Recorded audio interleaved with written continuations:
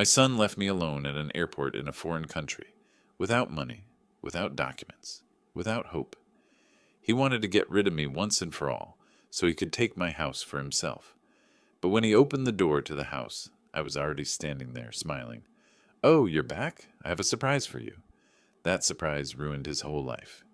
Before we continue, please subscribe to the channel and write in the comments what time it is where you are now. I returned from the restroom to find them huddled together like conspirators. Rodney and Cora, heads bent close, whispering with an urgency that stopped the moment I approached. They sprang apart as if I'd caught them doing something shameful. "Everything okay?" I settled into my seat at gate 17, watching them. "You two have been quiet this morning." Rodney didn't look up from his phone. "Fine, just tired from the trip." Cora's smile was too bright, too sudden. "We're just ready to get home. Can't wait to sleep in our own bed." We still had 90 minutes before our flight to Seattle. The week in Puerto Vallarta had been good. Beaches, dinners, the kind of family time I thought we'd lost after Rodney's mother passed. But something had shifted this morning. The air between us felt thick, wrong. I watched Rodney's thumb scroll across his screen without reading anything. Cora fidgeted with her boarding pass, folding and unfolding the paper. Neither of them looked at me. 20 minutes later, Rodney stood abruptly. "Dad, we need water and some snacks for the flight. You know what we all like. Can you grab stuff?" I started to rise. "Sure, we can all go." "No, you go." He pressed a $20 bill into my palm, his fingers cold despite the terminal heat. "I need to make a work call, and Cora has to hit the restroom. Here's $20. The insistence in his voice didn't match the simple errand. He stepped back, creating distance, his eyes fixed somewhere past my shoulder. I looked at Cora. She was already staring at her phone. "All right." I took the money, felt its crispness. "Be right back." The airport shop was small, tucked between a currency exchange and a coffee stand. I took my time, studying the shelves. Rodney liked the expensive imported water, the kind with the blue label. I grabbed 3 bottles. Trail mix for Cora. She always wanted the one with dried cranberries. Protein bars for me. The checkout line moved slowly. A family ahead of me had 2 crying children and a stroller blocking half the aisle. 12 minutes passed, maybe 14. I rounded the corner back to gate 17 with the plastic bag in hand. The seats were empty. Not just empty, cleared. No backpacks, no jackets. No sign anyone had been sitting in seats 14, 15, and 16. Other passengers occupied different chairs now, scrolling phones, reading magazines, oblivious. The bag slipped from my fingers. I yanked my backpack off my shoulder, hands shaking as I unzipped the main compartment. My spare shirt was there. Toiletry bag, nothing else. The inner pocket where my passport always stayed, empty. I checked the side pocket, no phone. Front compartment, no wallet. My hands moved faster, checking every space twice, 3 times, hoping I'd somehow missed them. Nothing. Gone. All of it. I grabbed the shopping bag and half ran to the gate counter. A young woman in an airline uniform looked up from her computer. "The couple sitting in 14 and 15, did you see where they went?" She typed something, eyes scanning her screen. "Evan's party? They took the earlier flight to Denver. Standby upgrades. Departed 20 minutes ago." "Denver?" My voice came out louder than I intended. "We're going to Seattle. That's my son." "Sir, their boarding passes were for the Denver connection." The terminal tilted slightly. "Denver. Not Seattle. Not home. Did they leave anything? A message?" Her expression shifted from efficient to sympathetic. "No, sir. I'm sorry."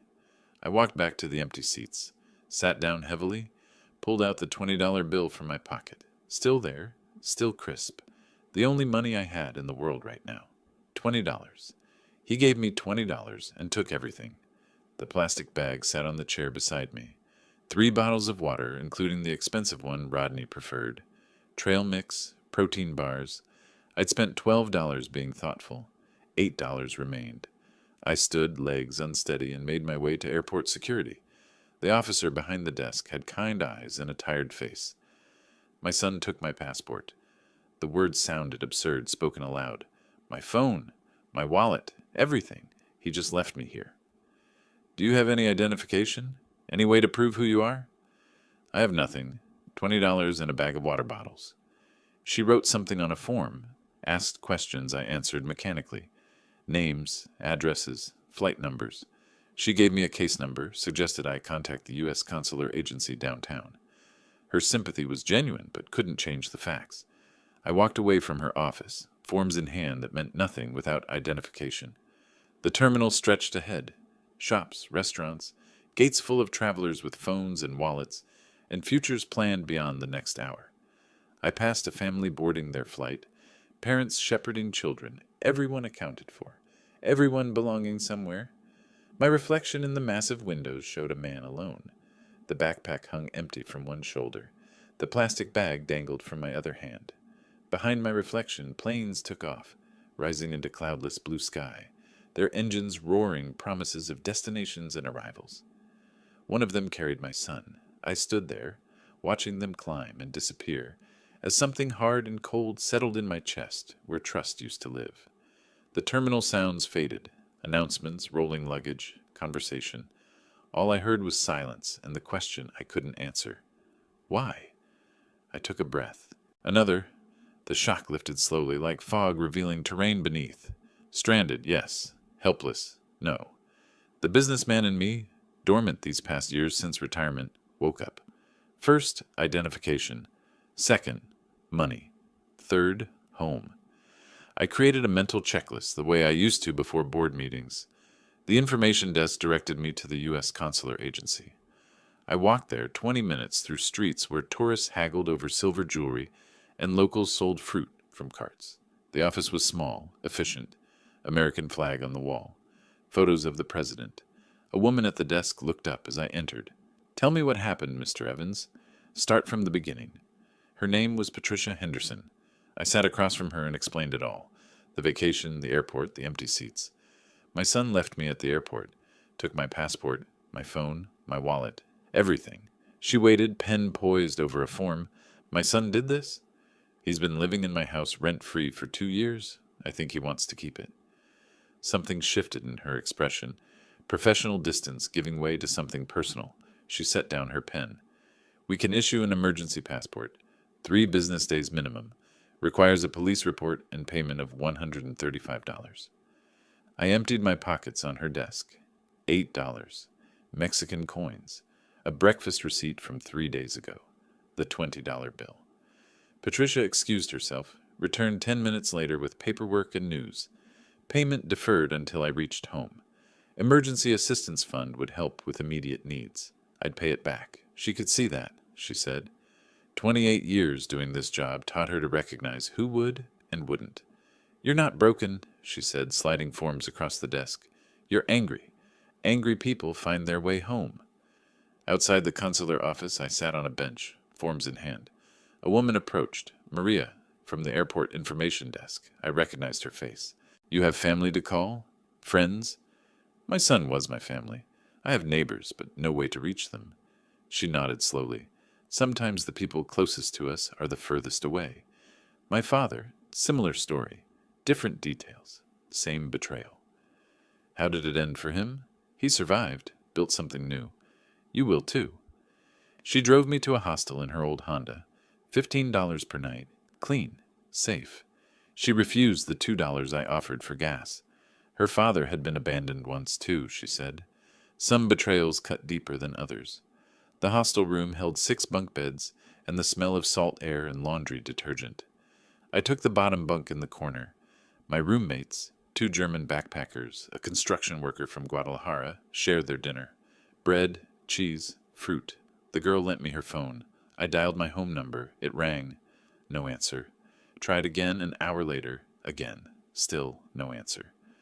Where was Rodney? Day 2. I walked to the police station downtown. The officer took my statement through a translator. Passport stolen, phone stolen, wallet stolen. By my son. The officer's eyebrows rose at that last detail. Your son, he lives with you? In my house, yes. I let him stay there. And you believe this was planned? The tickets to Denver instead of Seattle. The timing.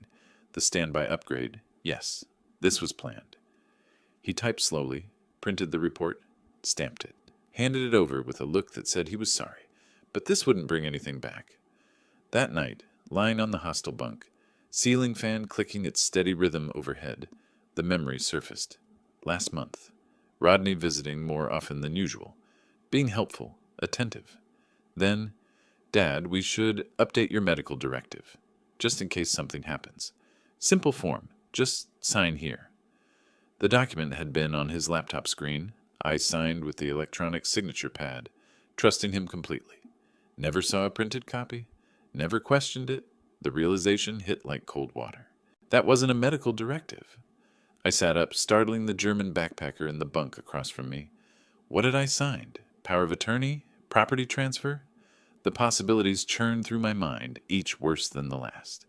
Day 3, I walked the streets of Puerto Vallarta. Not tourist walking, purposeful, methodical. My mind worked through the problem like it used to work through business deals. What does Rodney want? The house. What does Rodney think? That I'm trapped here. What's his timeline? At least a week before he expects me home. That was my advantage. Surprise. Patricia handed me the emergency passport at noon. Thin, temporary, but official. She also gave me an envelope. $600 cash. From the Emergency Assistance Fund. Pay it back when you can. I found an internet cafe. $1 for 30 minutes. Seattle Direct. $420. I booked it for tomorrow morning.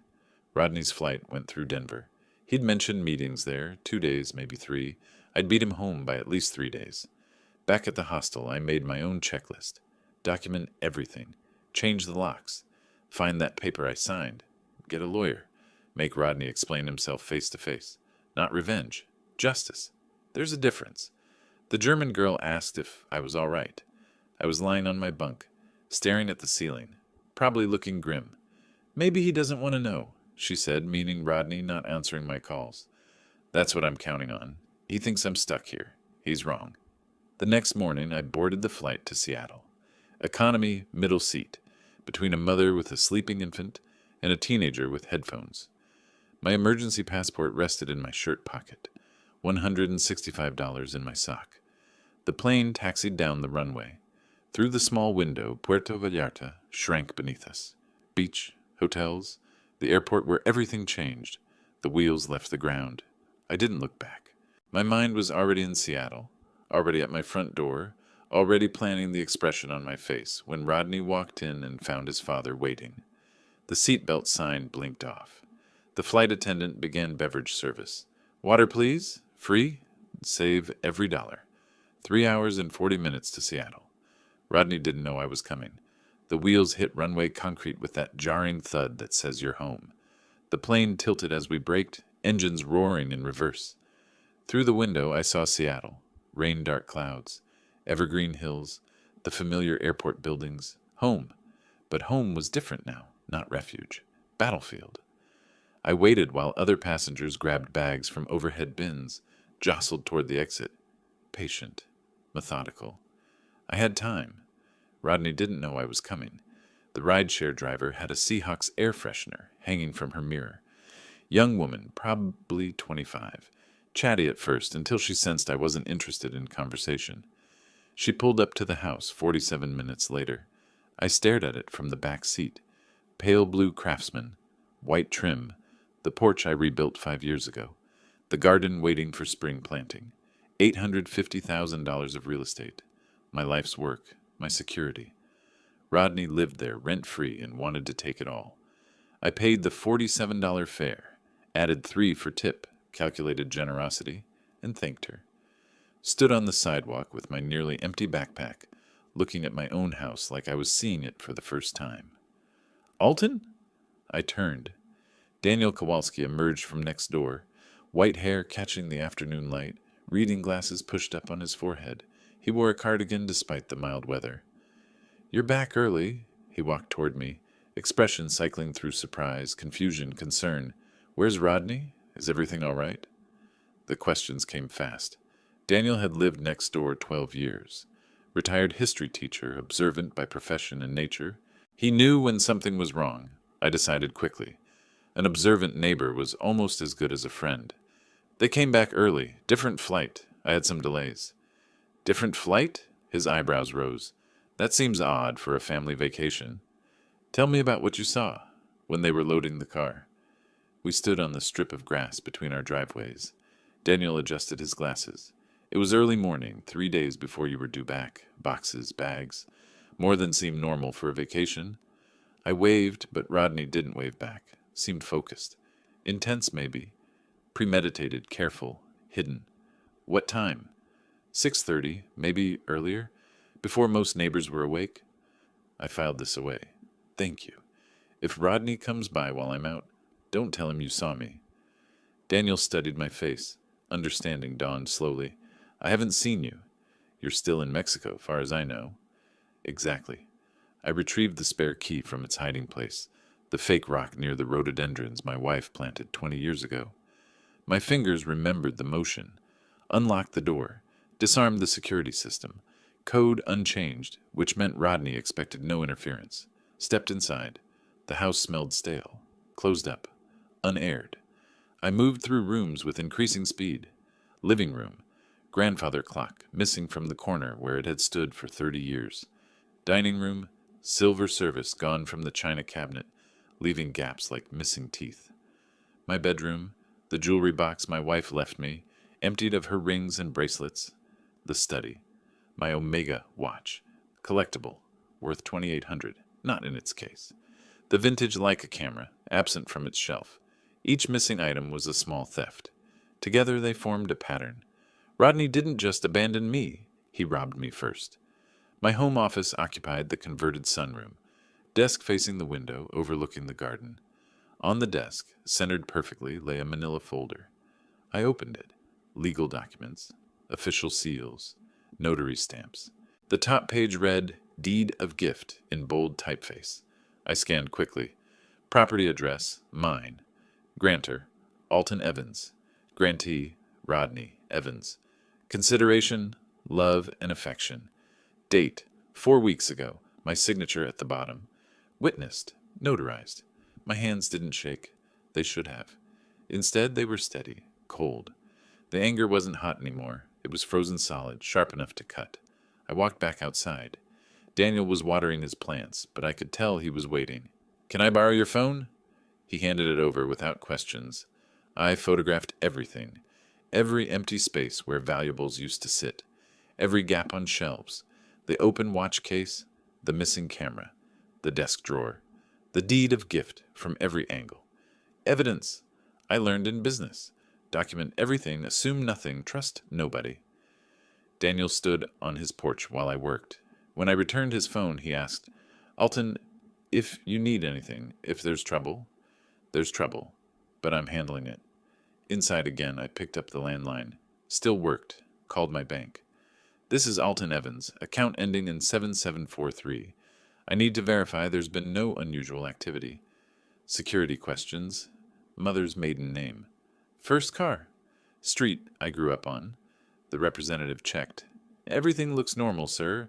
Last transaction was 4 weeks ago. Automatic utility payment. No attempts to add authorized users or change beneficiaries? No, sir.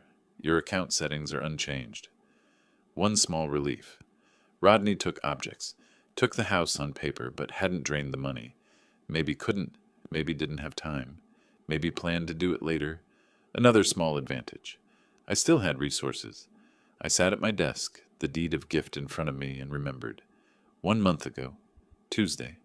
Rodney brought lunch. Sandwiches from the deli I liked. We ate, talked, laughed about nothing important.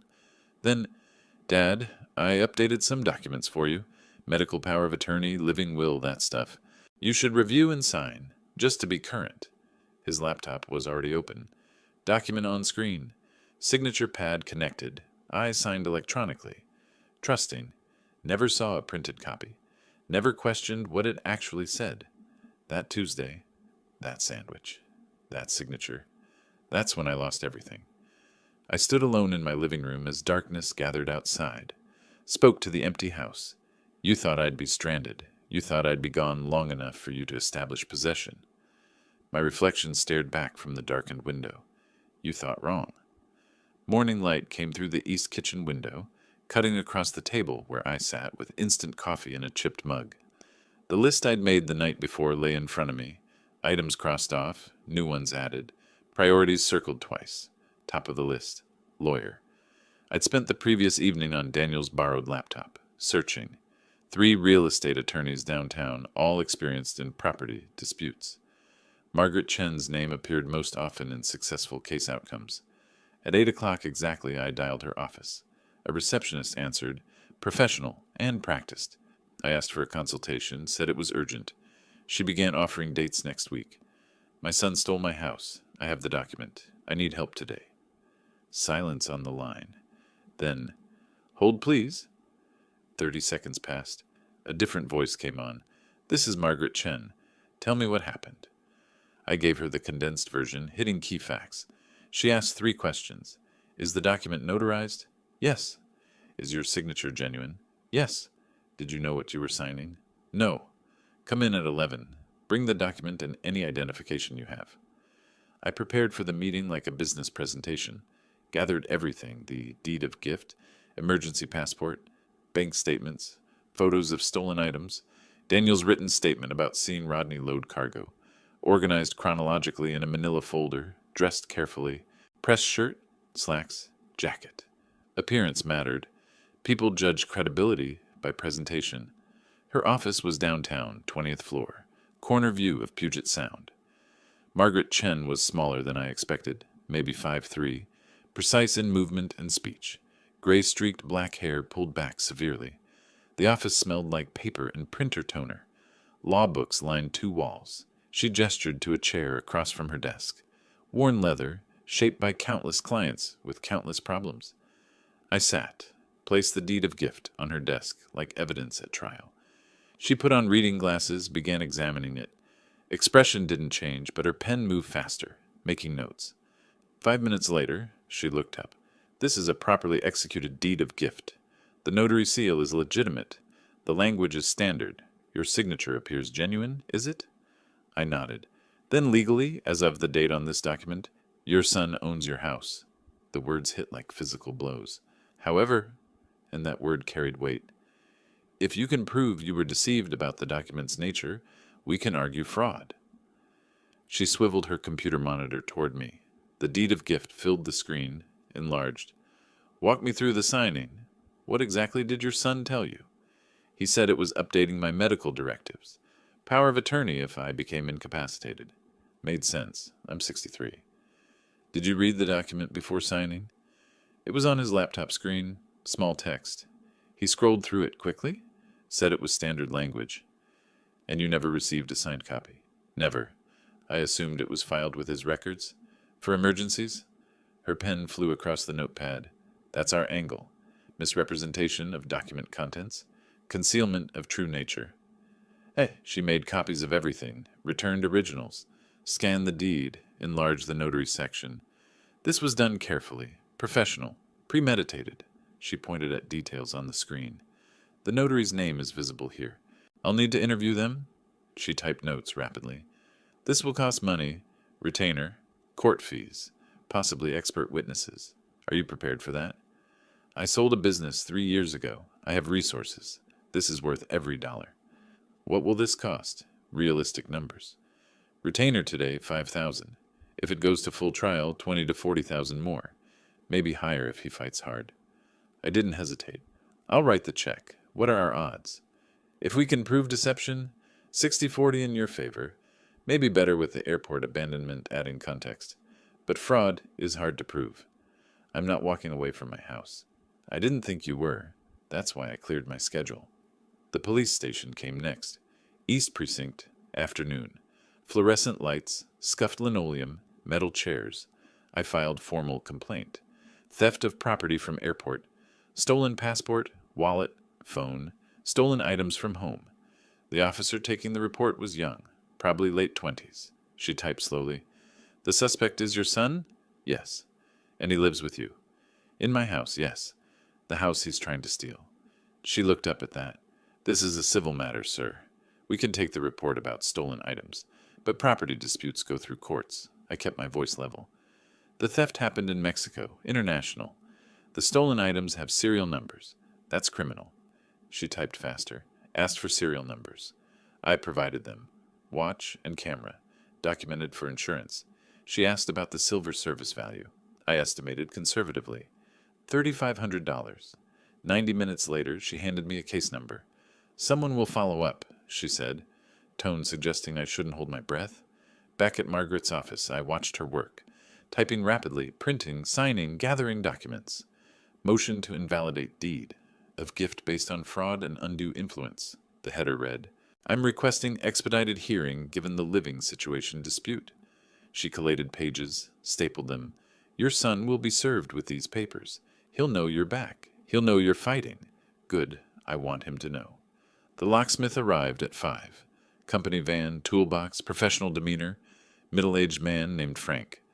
"These are good locks. Lasted well? Why the change?" "Security upgrade." He worked efficiently. "Front door, back door, garage entrance. New keys, new deadbolts, new security." "None of my business," Frank said, installing the front deadbolt. "But the old keys won't work anymore. If someone has copies. That's the point." "Understood. These new ones are pick-resistant. Better protection." $340. I paid without hesitation. Money well spent. Frank handed over 3 sets of keys. "Old locks are disabled. Nobody's getting in with old keys." I tested each lock twice. Solid. Secure. My house again. After Frank left, I walked through each room, testing the new locks. Key turned smooth. Bolt slid home. Perfect. I pocketed 1 set, hid the second in a new location, kept the third on my desk. Then I moved furniture. Not rearranging exactly. Claiming. Pushed the couch 6 inches. Rotated dining chairs. Small changes, but changes. Marking territory. Making the space mine again. Evening settled over Capitol Hill. I stood at the front window. New locks secure behind me. Legal documents filed. Police reports submitted. My house. My fortress. My battleground. Across the street, lights flickered on in neighbors' homes. Normal lives continuing. My life hadn't been normal since the airport. Might never be normal again. The new phone I'd bought sat silent on the coffee table. No calls. Rodney didn't know this number. Rodney thought his father was still in Mexico, helpless, abandoned. Wrong. 6:47 p.m. 8:47 in Denver. Was Rodney at dinner? In a hotel? Planning his return to his house? The uncertainty bothered me less than it should. I'd established position. Changed the field. When Rodney came back, everything would be different. I moved to the kitchen, opened the refrigerator, empty except for condiments and expired milk. Tomorrow I'd shop, restock, live. Tonight, instant coffee and frozen bread would do. I carried another cup back to the window. The street was quiet. No cars approaching. Not yet. I sipped coffee, watched, and waited for the confrontation I knew was coming. 2 days passed. I spent them preparing. Documents organized on the coffee table. New keys in my pocket. Phone charged. Recording app tested and ready. I moved through the house like a general inspecting fortifications, checking windows, testing locks, claiming territory. Late afternoon on the second day, I heard a car door slam outside. I moved to the window, parted the curtain 1 inch. Rodney's silver Honda Accord sat in my driveway. He stood beside it, staring at the house. Even from inside, I could see confusion dawning on his face. Cora emerged from the passenger side, looked toward the front door, whispered something I couldn't hear. I let the curtain fall, counted to 5, waited for the doorbell or knock. Instead, I heard a key scraping in the lock. Once, twice, 3 times, harder. The old key, useless now. Rodney cursed quietly. Cora's voice came through the door, sharp. "What's wrong?" "Lock's jammed or something." More scraping. Metal on metal. Nothing turning. Then silence. Footsteps moving around the house. They were checking the back door. I heard them try that lock too. More confusion in their voices, audible through walls. They returned to the front porch. "Call him," Cora said. "He doesn't have his phone. We have his phone." But he tried anyway. Somewhere in the house, my old disconnected phone buzzed once. Died. My new phone rang. Unknown number. I answered on the 3rd ring. "Yes? Dad, is that you?" "It is? Where are you?" "I've been trying to reach—" "I'm home, Rodney, inside the house. Your keys don't work anymore." Dead silence. Then, "What? How did you— When did you—" "3 days ago. Come to the front door. We need to talk." I opened the door, but stood in the frame, not inviting them in. Rodney looked exhausted. Wrinkled clothes, 2 days of travel visible on his face. Cora stood slightly behind him, eyes sharp, assessing. Rodney tried his concerned son expression. "Dad, thank goodness you're safe. We were so worried. What happened at the airport? We looked for you everywhere." I raised my hand. He stopped. "I know what happened. You sent me to buy water. You flew to Denver.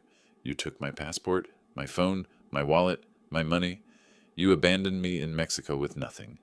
His mouth opened, closed. No words came. I stepped aside just enough to reveal the coffee table through the doorway. Legal documents stacked neatly. "I have something to show you." I picked up the top document, held it so they could see the header. "Motion to invalidate deed of gift based on fraud." Rodney's face went pale. "That document you had me sign, the one you said was a medical directive, it wasn't. It was a property transfer. You stole my house on paper before you abandoned me in another country." Cora's hand gripped Rodney's arm. Her voice came out ice cold. "We need a lawyer." Rodney recovered. His voice hardened. "That deed is legal. My lawyer already reviewed it. Your signature, properly notarized, legally binding. This house is mine. You're the one trespassing." He pulled out his phone. "I'm calling the police for unlawful occupation." I didn't flinch. "Go ahead. Seattle Police East Precinct already has my report. Case number 774821. Theft in Puerto Vallarta Airport. Stolen items from this house before the trip. Collectible watch, vintage camera, silver service. Your neighbor saw you loading boxes." His finger hovered over the phone. "Didn't dial." "You reported me." "I reported theft, criminal acts. The police have your name, your description, your flight information. Call them. See what happens." I pulled out my own phone, showed the screen. Red recording dot visible. "This conversation is being recorded. Washington is a two-party consent state, and I'm informing you now. Everything you say from this point is documented." Rodney's phone lowered. Cora tugged his arm, whispered something urgent. "This isn't over," Rodney said. "No, it's not. But it's not going the way you planned." They walked backward off the porch, down the steps, toward their car. Rodney kept looking back, at the house, at me, at what he thought he'd claimed. I stood in the doorway until they were in the car, until they were backing down the driveway, until they were gone. Then I closed the door. The new lock clicked solidly. I leaned against it, breathing slow and steady. First round, mine. Through the window, I watched their car disappear. My hands were steady, but my heart pounded, adrenaline catching up now that the confrontation was over. I walked through the house, checking doors and windows from habit. All secure. In the kitchen, I poured water, drank it standing at the sink. The house was quiet again. My phone buzzed. Text from Daniel. "Saw them arrive and leave. You okay?" I typed back, "Fine, thank you." He didn't ask more. I didn't elaborate. I returned to the living room, gathered the documents from the coffee table, filed them back in the folder. Motion to invalidate. Police report. Bank notifications. Locksmith receipt. Paper trail of resistance. Paper trail of war. My phone rang. Margaret Chen's office. I answered, expecting questions about the confrontation. Instead, her paralegal's voice. "Mr. Evans, we've received notice from opposing counsel. Rodney Evans has retained representation. Attorney named Robert Michaels specializes in property disputes. He's filed a counter motion asserting the deed's validity and requesting immediate possession pending court decision." I sat down. The battle had truly begun. 3 days after the confrontation, I sat in Margaret's office for a strategy meeting. She slid a thick document across her desk. "Robert Michaels is thorough. He's filed for expedited hearing on possession, claiming you're unlawfully occupying your son's property." The irony wasn't lost on either of us. I read the motion. Legal language, but the message was clear. Rodney was fighting back hard. "Michaels is good." Margaret refilled her coffee, gestured to offer me some. I shook my head. "He's reframing the entire narrative. You become the unreasonable parent. Rodney becomes the victim. But the facts, Mexico, the theft, the deception, facts matter, but so does presentation. He's separating the criminal allegations from the property dispute, making it look like you're using criminal complaints to relitigate a gift you regret. Oh, that's not what happened. I know. The judge will decide if she knows. That's why we need more evidence. Direct evidence of fraud at the signing. She walked me through Rodney's strategy. Michaels is arguing you made a valid gift, fully informed, properly executed. His position is that you regretted it after the fact. Maybe because you had a falling out, maybe because you're confused about what you signed. He's not acknowledging the Mexico incident in his filings. He's treating this as pure property dispute, ignoring the criminal context. She paused. It's smart. It simplifies his argument. I felt the ground shifting, the narrative being rewritten, my abandonment becoming family disagreement, my stolen house becoming regretted gift. 1 week after the confrontation, Margaret called with worse news. Rodney has filed emergency motion for immediate possession. His argument, he's homeless, living in hotel, while his legal property is occupied by someone who gave it to him. The motion cited financial hardship, hotel costs draining resources, legal ownership via the deed, irreparable harm from being unable to access his property. It's manipulation, Margaret said, but judges sometimes grant possession pending litigation, especially if ownership documents appear valid. We need to counter this fast. I authorized another $3,500 retainer. The costs mounted like water rising. Daniel mentioned the social media attack awkwardly one evening over the fence between our yards. Elton, I don't believe it, but people are talking. Online. Your daughter-in-law posted something. I didn't have social media accounts. Daniel showed me on his phone. Cora's post, carefully worded. Heartbroken. My husband's father gave us his house, then changed his mind and locked us out. We're homeless while he lives in our legal property. Family shouldn't treat family this way. Comments below? Dozens. Split between support and suspicion. Some friends from my past asking what was happening. My privacy invaded. My reputation attacked. Should I respond? Explain? I asked Daniel. Talk to your lawyer first. Anything you say publicly might be used in court. So I stay silent while she lies. Sometimes silence is stronger than arguing. People who matter will wait for the truth. 2 weeks into the legal battle, Margaret scheduled a financial discussion. She spread expense projections across her desk. Initial retainer, $5,000. Additional filing fees and discovery, $3,500 already spent. If this goes to full trial, depositions, expert witnesses, court time, we're looking at $40,000 to $60,000 total. Maybe more if Michaels drags it out. She met my eyes. I need you to understand what you're committing to. This is mortgage money, retirement savings money. Rodney is betting you'll settle rather than pay these costs. I looked at the numbers. My business sale netted enough, but watching savings drain hurt differently than expected. And if I settle? Give him something to walk away? Depends what you offer, but settling rewards theft. And Rodney smells blood now. He might demand unreasonable terms. So fight or surrender. Those are the options in any war. I met with my financial advisor, Patricia, who'd managed my retirement investments for 8 years. She ran numbers, showed me scenarios. $50,000 over 6 months, sustainable. $80,000 over a year, damaging but not destroying. The question, she said carefully, is whether winning is worth the cost, even if you keep the house. I didn't answer immediately. Later, alone, I thought, yes, it is. Robert Michaels called 2 weeks in. First settlement overture.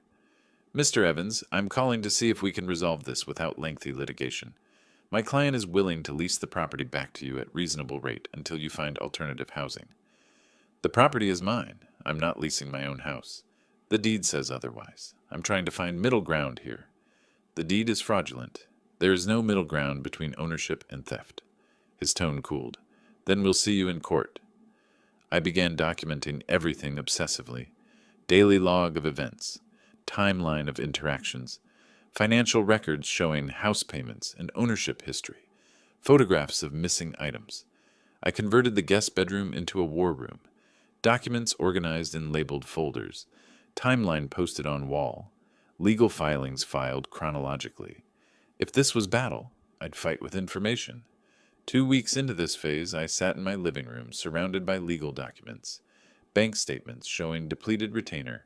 Margaret's cost projections. Rodney's counter motions. Cora's social media attacks. The weight accumulated. I allowed myself 5 minutes of doubt. Wondered if settling would be easier. Then I remembered the airport, the empty seats, the missing passport, the $20 bill, the calculation in my son's betrayal. The doubt hardened back into resolve. I'd see this through. 4 days after hiring Sarah Chen, I met her at a coffee shop downtown. Neutral ground, her preference for initial findings discussions. She arrived with a tablet and manila folder, ordered black coffee, wasted no time. "Your son is drowning," she said without preamble. 47,000 in credit card debt across 6 cards. Maxed out, 3 in collections, 1 threatening lawsuit. He's been dodging calls for months. She opened the tablet, showed me spreadsheets. Red dominated the screen. Overdue, delinquent collections. Started 18 months ago. Lifestyle inflation. Expensive dinners, designer purchases. Vacations Cora posted about last year. Income couldn't support spending. She swiped to another screen. Then the debt spiral. Minimum payments missed. Interest compounding. Balance transfers at predatory rates.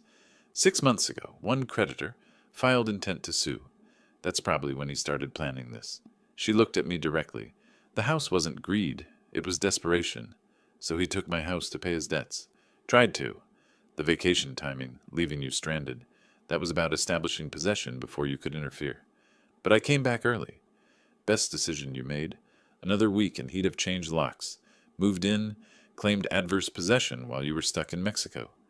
Sarah produced more evidence. Emails from 3 different real estate agents, all contacted in February. Subject line on all 3. Property evaluation request. He sent your address, described the house, asked for market analysis. She showed me the responses. 830,000 estimate, 865,000, 840,000. Average, 845,000. He was shopping your house while living in it, before you signed anything, before Mexico. This proves planning. I read the emails twice, cold, calculated preparation. My son priced my home like merchandise. There's more, Sarah said. This part's legally gray.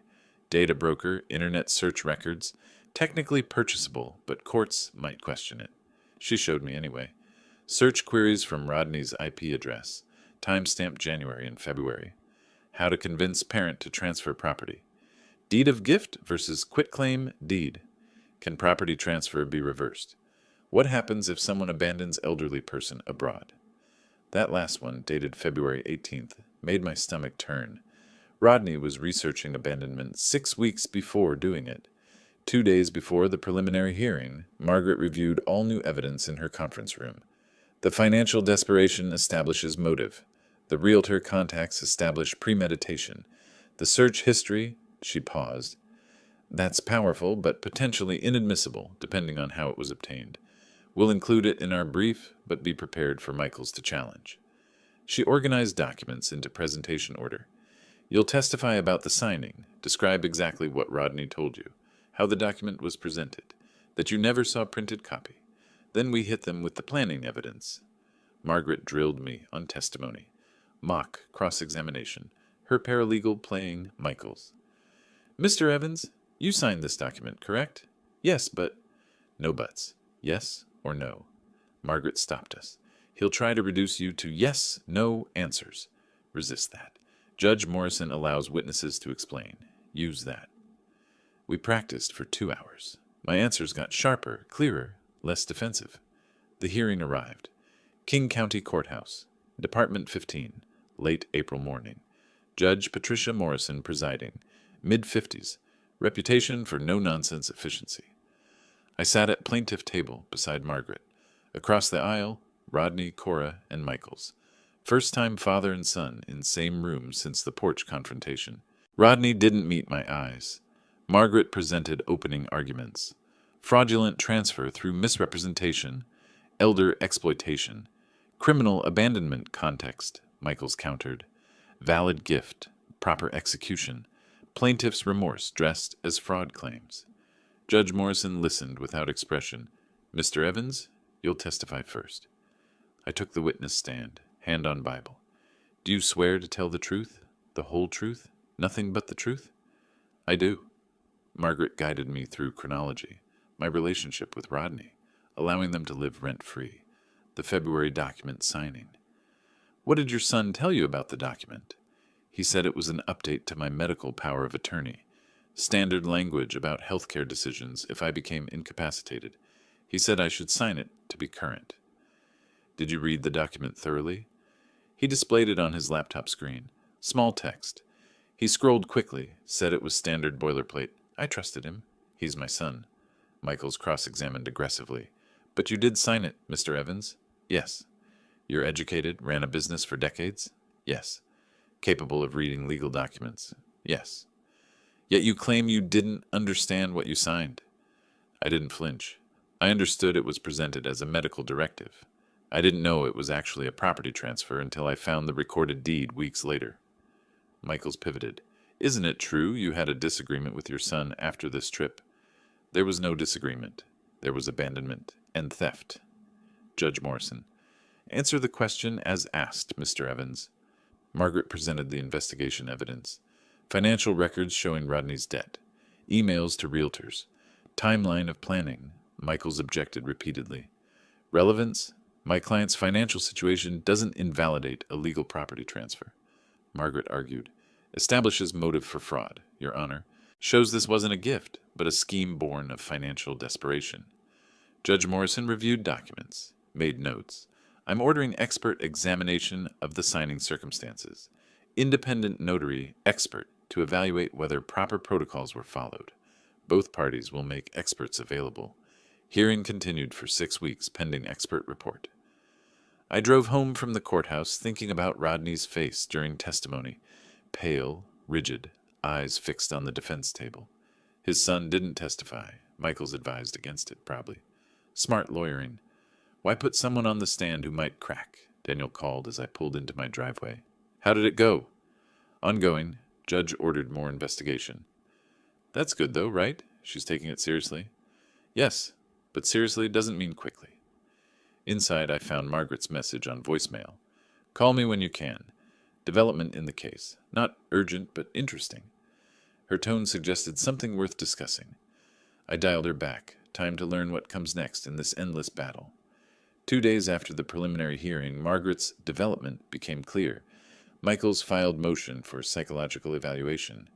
Arguing my age and possible cognitive decline affected my understanding of the document I signed. I sat in Dr. Rachel Foster's office for court-ordered assessment. This evaluation is requested by opposing counsel, she explained, professional and neutral. They're suggesting cognitive impairment affected your ability to understand legal documents.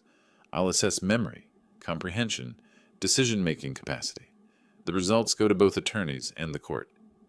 I understood the implication. Rodney's lawyer was calling me mentally unfit.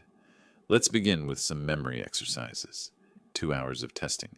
Short-term memory recall. Remember list of words. Repeat back. Long-term memory. Describe business career. Significant life events. Cognitive processing. Solve puzzles. Identify patterns. I'm going to read you a list of 10 words. Try to remember as many as possible. After hearing the list, hospital, television, curtain, flower, envelope, sidewalk, piano, thunder, basket, mirror. That's all 10 in order. Excellent recall. Now tell me about a significant decision you made in the past 5 years. I provided detailed chronology. Selling my business. Equipment supply company I built over 30 years. Had offers from 3 buyers. Evaluated each based on price, terms, and what would happen to my employees. Sold to the buyer, offering best outcome for everyone. Closed in September 2022 for net proceeds of $320,000 after taxes. Dr. Foster wrote notes. Detailed memory, clear reasoning process. Good. 1 week later, Margaret called. Dr. Foster's report is in. You're officially mentally competent. She read excerpts. Subject demonstrates intact memory function, normal cognitive processing for age, clear decision-making capacity, no signs of dementia or significant impairment, fully capable of understanding legal documents and making informed choices. Michaels tried to paint you as confused old man. This demolishes that narrative. Sarah Chen called the same day. Coincidence, but fortunate timing. Found your notary. Frank Morrison, freelance, works from home office. I did informal interview. He got talking. She paused for effect. Rodney paid him $300 cash to notarize your signature at a Starbucks. Not his office. Not your home. A coffee shop. Frank admits he felt uncomfortable but needed the money. That's a violation of notary protocols. Margaret and I met Frank Morrison 3 days later at his small office in Ballard. Frank was nervous, mid-40s, thinning hair, apologetic demeanor. I shouldn't have done it that way. Professional notaries should work from proper office, verify circumstances.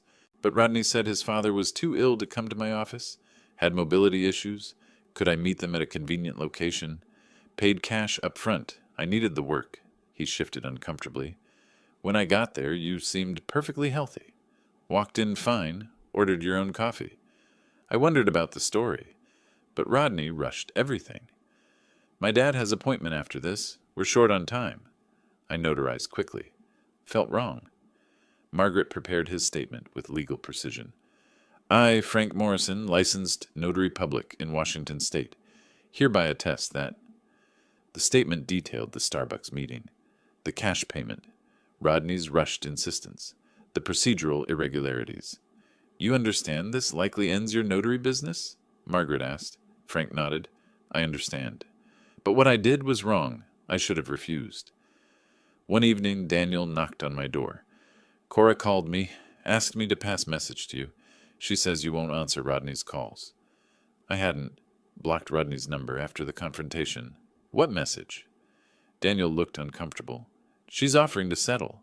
They'll sign quitclaim deed, return the house legally to you in exchange for $200,000. One-time payment.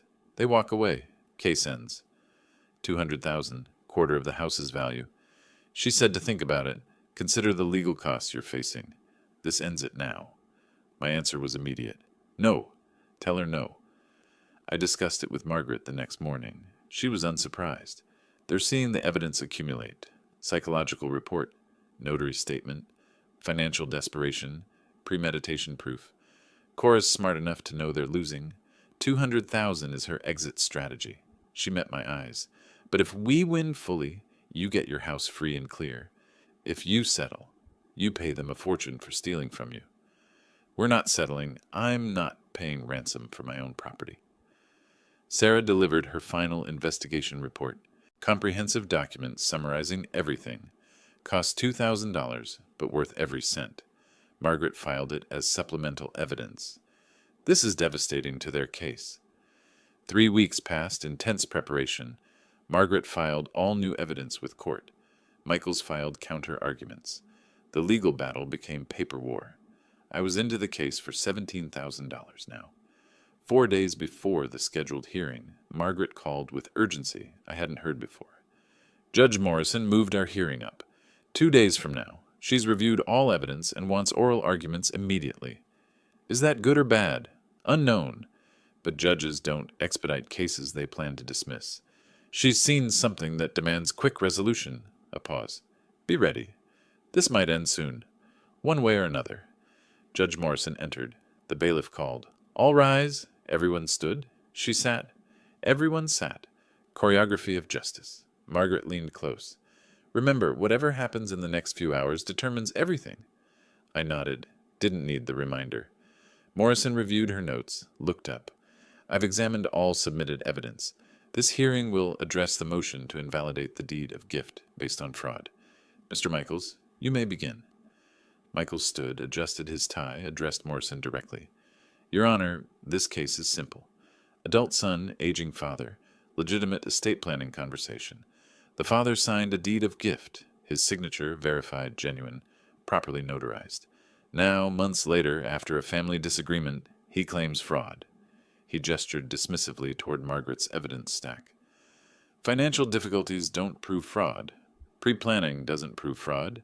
Family conflict doesn't prove fraud. The deed stands on its legal merit. He sat down. Confident. Too confident. Margaret rose, picked up Frank Morrison's statement. Your Honor, the notary's sworn statement details procedural violations that invalidate the notarization. The signing occurred at a Starbucks, not proper office. Mr. Morrison was paid $300 cash, unusual for services typically costing $25. He was told Mr. Evans had mobility issues and couldn't travel. Demonstrably false. She picked up another document. The defendant contacted 3 real estate agents before the vacation, requesting property valuations. Before his father signed anything, he was pricing the house like merchandise. That's not estate planning. That's theft planning. Morrison leaned forward. Mr. Michaels, how do you explain your client paying 12 times normal notary fee for services at an unusual location? Michaels stood. Perhaps he wanted to accommodate his father's schedule, Your Honor. The fee reflects convenience. Morrison's expression showed skepticism. And the false statements about mobility issues? Michaels hesitated. I'd need to confirm those allegations with my client. Morrison turned to Margaret. Ms. Chen, fraud is difficult standard. Preponderance of evidence requires showing Mr. Evans was actively deceived about document contents. Can you meet that burden? Margaret nodded. The notary will testify Mr. Evans was never told the document's true nature. The defendant rushed the process, controlled the presentation, never provided signed copy for review.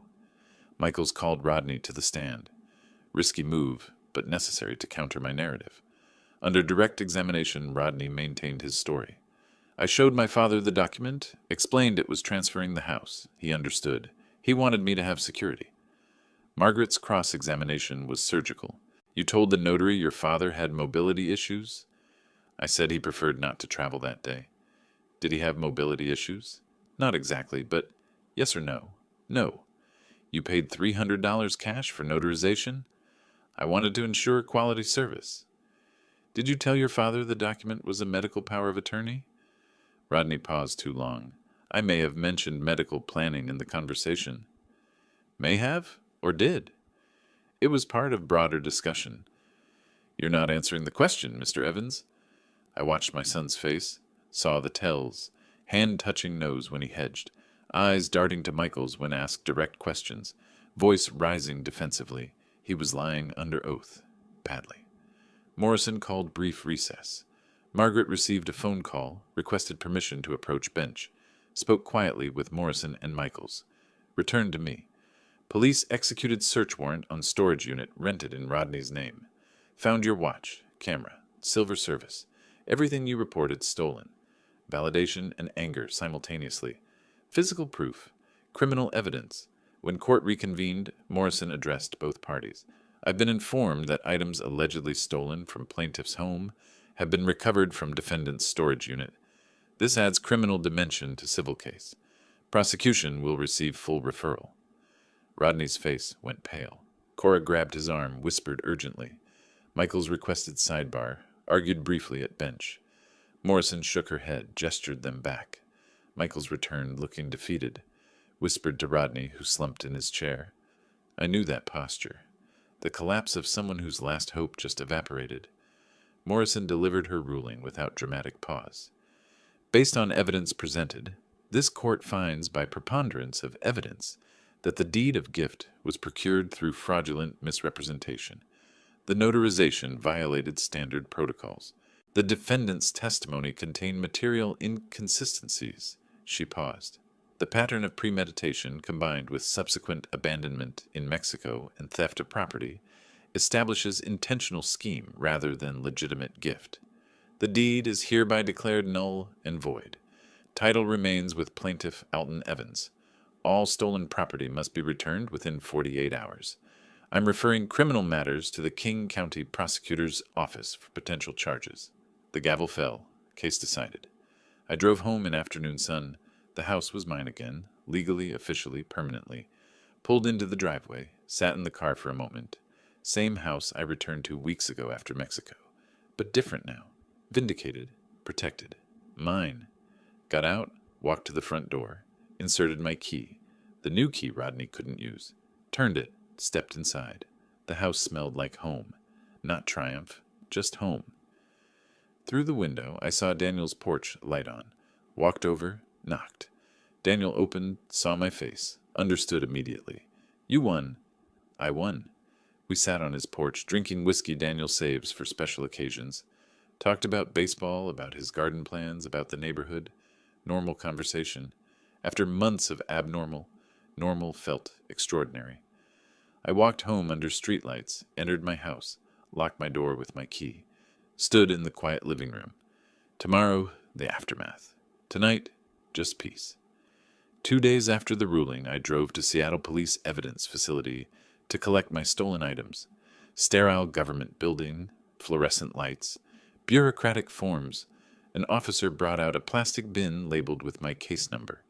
Inside, my grandfather's Omega watch, face scratched but running, the Leica camera, vintage leather case worn but intact, silver service wrapped in evidence bags, tarnished but restorable. I signed the receipt form, carried the bin to my car carefully, as if transporting something fragile. Home again, I unwrapped each item.